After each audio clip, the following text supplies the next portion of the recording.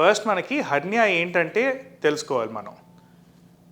మన బాడీ లోపల 3 క్యావిటీలు ఉంటాయి. అబ్డామినల్ క్యావిటీ అనేది, థొరాసిక్ క్యావిటీ అనేది, మళ్ళీ సెరిబ్రల్ క్యావిటీ అనేది. ఏ క్యావిటీ లోపల ఉన్న ఆర్గన్స్ అన్నీ దాని నుంచి బయటికి వచ్చాయంటే దాన్ని బేసిక్గా మనం హర్నియా అంటాం. ఇది కామన్గా అబ్డామినల్ క్యావిటీలో మెయిన్గా చూస్తూ ఉంటాము.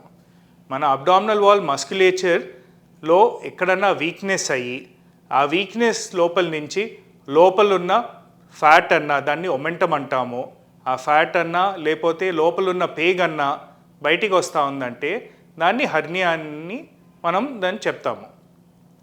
ఈ హర్నియాలు అనేవి పుట్టుకతో కూడా రావచ్చు. దాన్ని కంజెంటల్ హర్నియా అంటాము. చిన్నపిల్లల్లో వస్తాయి. చిన్నపిల్లల్లో బొడ్డు దగ్గరన్నా గజ్జల లోపలన్నా అంటే ఇంగ్వైనల్ రీజన్లో రావచ్చు ఇవి. లేక యాజ్ వి గ్రో ఓల్డర్, ఆ టైంలో మనకి ఓల్డ్ ఏజ్లో మన మసిల్స్ అన్నీ వీక్ అయిపోయినప్పుడు ఎస్పెషలీ గ్రాయిన్ రీజన్లో ఇంగ్వైనల్ హర్నియా అనేది కూడా వస్తుంది. వేరే ఎవరికన్నా కూడా ఏ సర్జరీ జరిగినా కూడా ఆ సర్జికల్ స్కార్ అనే ఇన్సిషన్ సైట్ దగ్గర కూడా దగ్గరగా 10 to 15% ఛాన్స్ మనకి హర్నియా డెవలప్ అయ్యే ఛాన్స్ అనేది ఉంటుంది.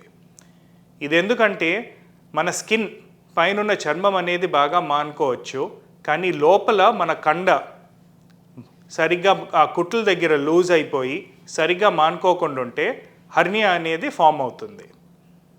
మనం ఈ హర్నియాలన్నీ ఆపరేషన్ అయిన తర్వాత వస్తే దాన్ని ఇన్సిషనల్ హర్నియా అని చెప్తాము. వేరేగా నార్మల్గా ఏ సర్జరీ అవ్వకుండా వచ్చిందంటే దాన్ని ఆ లొకేషన్ ప్రకారంగా మనము అంబిలికస్ బొడ్డు దగ్గర వచ్చిందంటే అంబిలికల్ హర్నియా అని, అంబిలికస్ పైన వచ్చిందంటే supra umbilical or epigastric hernia అని, మన గజ్జల దగ్గర గ్రాయిన్ రీజన్లో వచ్చిందంటే ఇంగ్వైనల్ హర్నియా అని, లేకపోతే కొన్నిసార్లు అది ఫెమోరల్ హర్నియా అని, లేదా మనకి స్పైజెలియన్ హర్నియా అని, కొన్నిసార్లు ఈపు సైడ్ కూడా మనకు హర్నియా అనేది రావచ్చు.